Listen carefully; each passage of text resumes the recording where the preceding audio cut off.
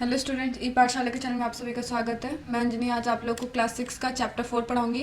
जैसे कि आप लोग को स्क्रीन पे दिख रहा होगा, मैं चैप्टर 4 का नाम है what books and burials tell us, जिसका हिंदी में नाम है क्या बताती हमें किताब और कब्रें। यानी कि जो पुरानी बुक्स थी वो और जो कब्र हमें मिली हैं वो सारी चीज़ें हमें क्या बताती है हमारी हिस्ट्री के बारे में।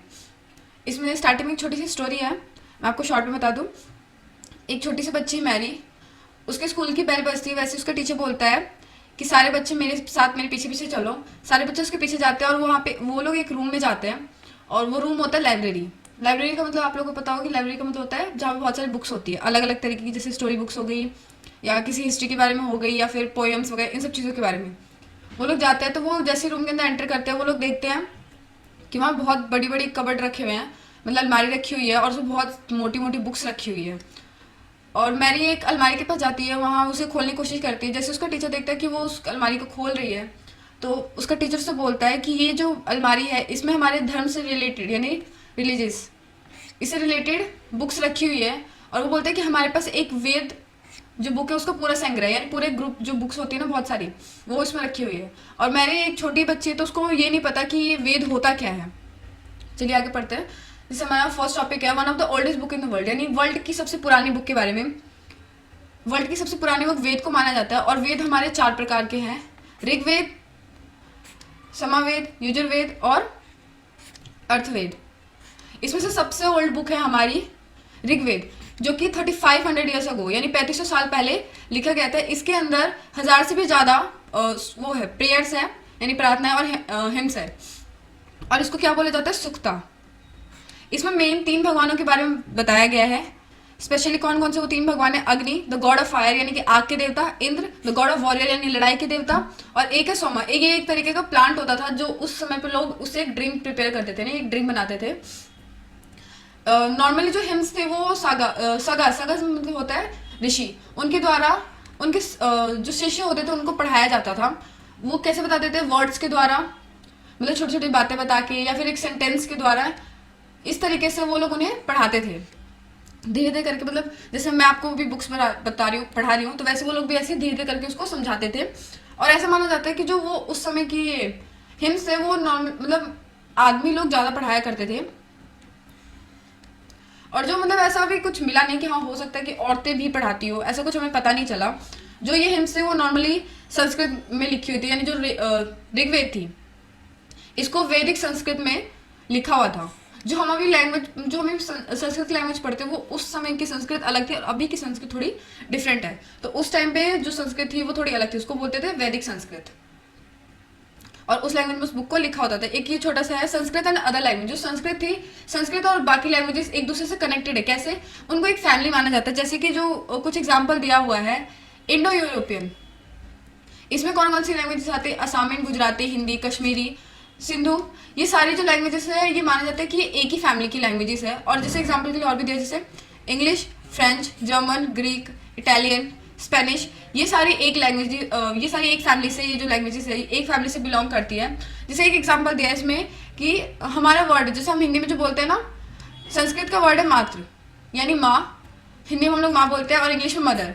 जैसे देखा कि जो तीनों वर्ड्स है वो एक दूसरे से ही जुड़ी हुई है, इसलिए इसे एक ही फैमिली से मतलब सेम फैमिली से बिलोंग करती है ऐसा माना जाता है।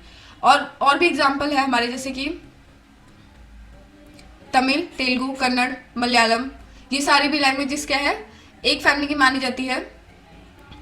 झारखंड, मतलब जो झारखंड की जो सेंट्रल पार्ट यानी बीच का जो पार्ट है वो, उस लैंग्वेज को क्या बोला जाता है, जैसे झारखंड में जो लैंग्वेज यूज करते हैं उस लैंग्वेज को बोला जाता है ऑस्ट्रो एस्टिक फैमिली, इस फैमिली से बिलोंग करते हैं। मतलब ऐसे बहुत सारे लैंग्वेज है जो एक दूसरे से बोला जाता है कि सेम फैमिली से बिलोंग करती है। सेम फैमिली से मतलब एक तरीके से जो वर्ड सेम वर्ड से स्टार्ट होता है या फिर सेम साउंड करता हो, मतलब सेम होंगे इस चीज़ से। इन बुक्स में क्या है, इस बुक्स को क्या है लिखा गया, पहले हाथों से लिखा गया तो उसके बाद प्रिंट हुआ। काफ़ी साल तक ऐसे माना जाता है कि जो ये वेद था ये मुंह से बोल के लोग एक दूसरे को बताते थे, लेकिन धीरे धीरे करके फिर उसको लिखा गया। मतलब अभी से लगभग माना जाता है कि 200 साल पहले इसको प्रिंट किया गया, यानी नॉर्मल जैसे हम ये बुक्स प्रिंट वाली पढ़ रहे हैं ना इस टाइप में, नहीं तो पहले इस बुक को हाथों से लिखा गया था। जैसे हमने फर्स्ट चैप्टर में पढ़ा था मैन्युस्क्रिप्ट्स के बारे में, जो कि हाथों से लिखा जाता था। एक पत्ता होता था, उस पत्ते पे जो कि हिमालय में मिलता था, उस पेड़ के छाल पे लिखा जाता था। तो ऐसा माना जाता है कि जो ये ऋग्वेद है अभी से 200 साल पहले इसको लिखा गया है। हिस्टोरियंस को ऋग्वेद के बारे में कैसे पता चला, जैसे हिस्टोरियंस भी क्या होता है कि हिस्ट्री में क्या हुआ, आर्कोलॉजिस्ट कैसे पता करते हैं कि मतलब वहाँ पे क्या चीज़ उगाई जाती है, कौन से जानवर मिलते हैं, इन सब चीज़ों को कैसे पता करते हैं। तो वैसे हिस्ट्री जो हिस्टोरियंस थे वो ऋग्वेद के बारे में उन लोगों ने कैसे पता किया, छोटी छोटी चीज़ों को जोड़ के। कुछ उनको चीज़ें मिली, कुछ बुक्स मिली, कुछ उनको बातें सुनने को मिली, मतलब दूसरों से सुनने को मिले, ऐसे कुछ सोर्सेज थे जिनको वो कनेक्ट करके एक दूसरे से कनेक्ट करते करते उन लोगों ने ऋग्वेद को पढ़ा, क्या कि इस ऋग्वेद में लिखा क्या है और ये जो भी इसमें लिखा हुआ है ये रियल है या नहीं है।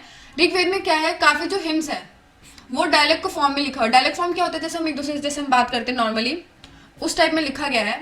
एक इसमें छोटा सा स्टोरी दिया हुआ है, मतलब डायलेक्ट फॉर्म में कि किसकी स्टोरी हो, विश्वामित्र। विश्वामित्र आपने नाम सुना होगा, या फिर अगर नहीं सुना है तो अभी आप लोग को हिंदी की एक बुक है बालराम कथा, उसमें आप लोग सुनोगे। तो विश्वामित्र और 2 रिवर, उसके बारे में जो हमारे 2 रिवर है वो है बीज और सतलज। जो अभी छोटी सी स्टोरी आगे दे रखी है मैं आप लोग को उसको बताती हूँ। सबसे पहले तो ये आपको जो पिक्चर दिख रही है ये हमारी मनुस्क्रिप्ट्स यानी हाथों से जो लिखे हुए वेद था उस टाइम का, ये हमें मिला है। ये उसका उस बुक का पिक्चर है।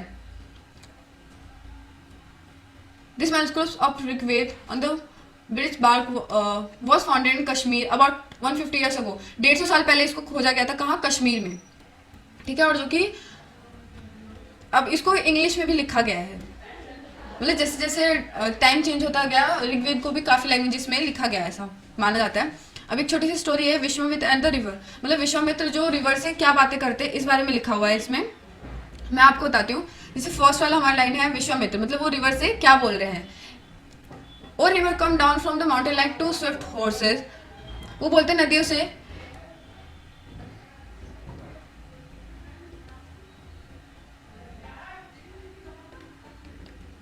मतलब जैसे रिवर जो फ्लो करता है वो उसे फ्लो को कैसे बोल रही है, वो कैसे चल रही है, जैसे कि काव चलती है ना उस टाइप में, कि उसकी तरह वो फ्लो कर रही है पहाड़ों के बीच से। और उसकी जो शक्ति है यानी कि जो उसमें पावर्स है रिवर के अंदर, वो किसके द्वारा, इंद्र के द्वारा दी गई है उसको।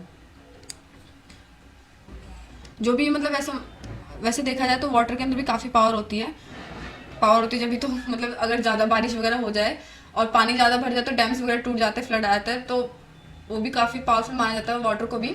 तो वो बोल रहे हैं कि जो तुम्हारा ये पावर है ये तुम्हें किसने दी है, इंद्र ने।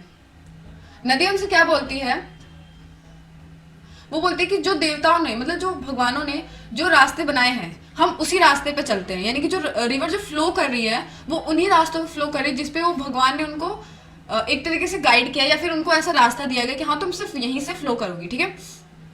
वो बोलते हैं कि जब अगर हम लोग एक बार फ्लो करना स्टार्ट करते हैं तब हम कहीं भी रुकते नहीं हैं।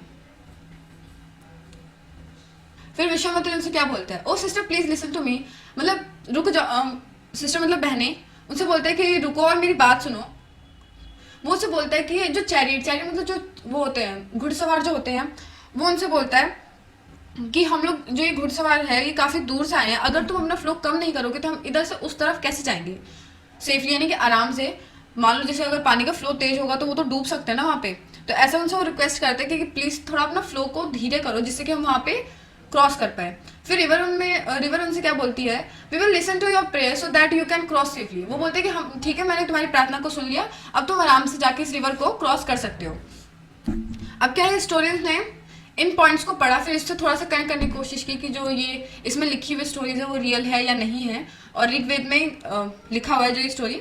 अब आगे चलता हमारा नेक्स्ट टॉपिक है कैटल, हॉर्सेस एंड चैरियट्स।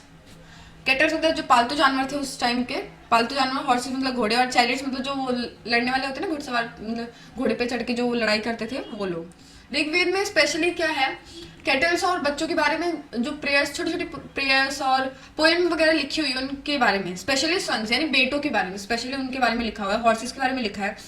अब क्या है, हॉर्सेस को नॉर्मली क्या किया जाता है कि लड़ाई में यूज किया जाता है, बैटल्स में, ठीक है। मतलब कि जैसे एक जगह से एक राजा की दूसरे राजा से लड़ाई हो रही है, इस टाइम पे क्या है उसको हॉर्सेस को यूज करते थे।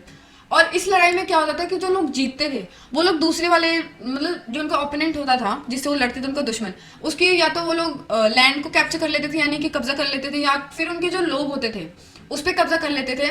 उनकी जो खेती वगैरह होती थी उन क्रॉप्स पे, या फिर ऐसे जमीन वगैरह इन सब चीज़ों पे वो लोग कब्जा कर लेते थे। अब जिससे क्या है, देखो अगर लैंड पे कब्जा करेंगे तो उनके पास ज़्यादा एरिया होगा, ठीक है, तो वो लोग खेती भी अच्छे से कर पाएंगे। और मान लो वाटर पे भी वो लोग कैप्चर करते थे, यानी कि जो मान लो नदी वगैरह बह रही है और किसी देश से लड़ाई हुई, उनकी देश से या सिटी से लड़ाई हुई और उससे वो जीत गए, तो जो वहां से फ्लो होने वाली जो रिवर है वो उस रिवर पे कैप्चर कर लेंगे और वो बोलेंगे कि अब इस रिवर पे जो भी होगा, जो भी इससे टैक्स कलेक्ट करना है या फिर उस रिवर का यूज सिर्फ जो जीतने वाली पार्टी है वो करेगी। तो इस तरीके से वो लोग लड़ते थे और वो वहाँ की जो चीज़ें थी उसको अपने कैप्चर में, मतलब अपने अंडर में उसे कर लेते थे। अब वहाँ के लोग जो कैप्चर करते थे, लोग मतलब लोगों को जो पकड़ते थे उनको किस तरीके से रखते थे, नौकर की तरह रखते थे अपने पास। नौकर मतलब एक तरीके से गुलाम बना के इस तरीके से रखते थे। अब एक होता है, मतलब उस समय पे क्या है, जो लोग होते थे पूजा भी करते थे, मतलब यज्ञ वगैरह करते थे। जैसे कि आप लोग को ये वर्ड दिख रहा होगा, ये डांस, इसमें क्या करते थे जो लोग होते थे अपने भगवान को खुश करने के लिए, यानी अपने देवता को खुश करने के लिए जो हवन होता था, मतलब हवन का मतलब समझते हो जो आग जलती थी, उसके अंदर ना वो डिफरेंट चीज़ें उसके अंदर डालते थे कि मतलब ऐसा करना कि उसके अंदर डाल रहे हैं तो मतलब कि वो भगवान को चीज़ें मिल रही है। तो वो उसके अंदर किस चीज़ों को डालते थे, जैसे कि घी हो गया, ग्रेन्स हो गए, और कुछ केसेस में एनिमल्स को भी, यानी जानवरों को भी एक तरीके से आहुति देना या फिर बलि देना, इस तरीके से कि वो उसके अंदर डालते थे कि ये सब चीज़ें हम अपने भगवान को ऑफर कर रहे हैं और वो जो भगवान है वो हम पे खुश हो जाएंगे, तो जो हम मांगेंगे वो हमारी विश को पूरा करेंगे। मोस्टली मतलब जो आदमी होते थे वो उस वॉर में पार्ट लेते थे, यानी लड़ाई में जो लड़ते थे एक दूसरे से वो लोग उसमें लेते थे। और पहले क्या था कि जो राजा थे, मतलब हम आगे चल के जो राजाओं के बारे में पढ़ेंगे, अभी हमने सुना है जैसे राजा होते थे उनके पास राजमहल होगा, सोल्जर्स होंगे, उसके खुद के मंत्री होंगे और बहुत सारी उसके पास जमीन होगी। फिर और एक ये भी चीज़ थी कि मतलब जैसे राजा अगर मर जाए तो उसके बाद जो उसका बेटा होगा, बड़ा बेटा या छोटा बेटा, उसके बाद वो राजा बनेगा। लेकिन इस बुक में, मतलब इस चैप्टर में जिस राजा के बारे में हम पढ़ रहे हैं उसके पास कोई आर्मी नहीं हुआ करती थी। आर्मी जैसे उसकी खुद की जो सेना होती थी, वो ऐसा कुछ नहीं था कि सेना नहीं होती थी, और ना ही ऐसा कुछ था कि उसके मरने के बाद ही जो उसका बेटा है वो राजा बनेगा, ऐसा कुछ नहीं हुआ करता था। अब क्या है, उस समय पे जो लड़ाई होती थी वहाँ पे कोई रेगुलर आर्मी नहीं थी, मतलब कि परमानेंट हाँ ये लोग ही यहाँ पे लड़ेंगे, ऐसा कुछ नहीं होता था। और ना ही वो लोग क्या करते थे, एक जगह पे असेंबली टाइप की मतलब डिस्कशन करते थे एक दूसरे से कि हाँ हमें उनसे प्रॉब्लम है, हमें उनसे लड़ाई करनी है। फिर वो लोग खुद में ही डिसाइड करते थे कि हमारा लीडर कौन बनेगा, और उसके बाद अपनी लड़ाई करते थे, जो भी जीतेगा फिर उसकी जगह वगैरह को कैप्चर कर लेते थे, जैसे मैंने भी स्टार्टिंग में बताया। वर्ड्स टू डिस्क्राइब पीपल, यानी कि ऐसा कैसे पता चलता है कि उस समय के जो लोगों के बारे में कैसे पता चलता है कि कैसे लोग हुआ करते थे, लोगों को किस किस तरीके से पता कर सकते हैं, मतलब लोगों के बारे में कि हाँ वो जो लोग थे वो कैसे कैसे थे। उनको अलग अलग तरीके से बांटा हुआ था, जैसे कि उनके काम, कि वो क्या काम करते थे, जैसे कि क्राफ्ट पर्सन हो गया या फिर ज्वेलरी वाला हो गया, ये सब उनके काम के अकॉर्डिंग कि कौन क्या काम करते हैं, जैसे लोहार हो गया या फिर कपड़े बनाने वाला या बर्तन बनाने वाला, इस टाइप में। और सेकेंड था उनकी लैंग्वेजेस पे, मतलब कौन सी लैंग्वेज में वो लोग बात करते हैं उस पर। और दूसरा था एक और कि वो लोग कहाँ से बिलोंग करते थे, यानी कौन सी जगह से रहने वाले थे, उनकी फैमिली के अकॉर्डिंग, यानी उनका परिवार कैसा है, उनकी कम्युनिटी के अकॉर्डिंग और उनके कल्चर के अकॉर्डिंग। कल्चर में क्या आता है, जो उनके फेस्टिवल वगैरह हो गए, ये सब चीज़ें आते हैं। इसके बिहाफ पे वो लोग लोगों को डिस्ट्रीब्यूट करते हैं कि हाँ ये लोग यहाँ के हैं, इस चीज़ के बारे में हमें लोगों से पता चला, ठीक है। और ये सारी चीज़ें क्या उनको ऋग्वेद में लिखी हुई मिली है। अब वहाँ पे क्या है, देखो ऋग्वेद में हमें दो चीज़ों का पता चला कि उन्हें लोगों को दो ग्रुप में बांटा हुआ था, जिसको नाम क्या दिया था, प्रिस्ट और ब्राह्मण, ठीक है।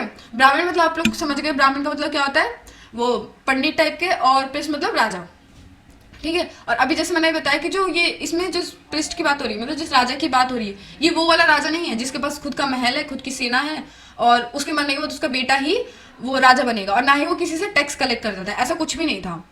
ये राजा दूसरे टाइप के थे, और आगे चल के जो राजा बाकी आए वो अलग टाइप के राजा थे। अब लोगों को क्या है, दो वर्ड से उनको डिवाइड किया गया है लोगों को। एक वर्ड है जना और दूसरा है वेश। वेश मतलब वैश्य, ठीक है, ये इस वर्ड से आया, वेश वर्ड आया वैश्य से। और इसे जना हम लोग अभी भी, जना मतलब एक तरीके से जनता टाइप, ठीक है, इसको हम लोग अभी भी हिंदी, ये हिंदी का वर्ड है एक जिसको हम अभी भी यूज करते हैं, और ये हम आगे चैप्टर में भी पढ़ेंगे। अब जैसे कि जना और वेश, इनसे ना इनकी भी कुछ स्टोरीज थी छोटी छोटी, मान जैसे स्टोरी टाइप की, जैसे मैंने विश्वामित्र टाइप की बताई, विश्वामित्र और वो टू रिवर जो एक दूसरे से बात कर रही है उस टाइप की, तो इन लोगों के ऊपर भी कुछ थी। तो इनके नाम कैसे मेंशन किया हुआ है, पूरा जना और विश, भारतीय जना और विश, युद्धो जना और विश, ये 3 नाम हमें मेंशन मिले ऋग्वेद के अंदर। अब उसमें क्या है, देखो जो लोग हिम्स बताते थे, यानी कि जो ऋग्वेद में जो हिम्स यानी जो डायलेक्ट फॉर्म में लिखे होते थे, जो वो लोगों तक पहुंचाते थे, वो लोग अपने आप को क्या बोलते थे, आर्यस। ठीक है, आर्यस। और उनके ओपोनेंट में यानी उनके उनसे नीचे मान लो, या फिर एक तरीके से विरोधी इस टाइप में, ठीक है, वो लोग होते थे दास और दासी। उन्हें ये बोला गया, दास मतलब मेल और दासी मतलब जो फीमेल होगी उनकी वो, ठीक है। और दास और दासी सुन के आप लोग को लग रहा होगी कि ये नौकर की बात कर रहे हैं, तो हाँ इसमें नौकर की बात हो रही, दास मतलब। और ये वो लोग होते थे कि जिनको वो वॉर के टाइम पे कैप्चर कर लेते थे, यानी जो लड़ाई के टाइम पे ना उनको पकड़ लिया जाता था, अपने कब्जे में कर लिया जाता था, उनको गुलाम बना के रखते थे, एक तरीके से स्लेव्स, ठीक है, नौकर टाइप के, कि जो मर में आए उनसे वही काम करवाते थे वो लोग। और उसको वो लोग क्या है, एक तरीके से अपनी प्रॉपर्टी यानी कि अपनी खुद की जो खरीदी हुई चीजें होती हैं उस तरीके से उसको ट्रीट करते थे, बिल्कुल अच्छा व्यवहार नहीं करते थे लोगों के साथ।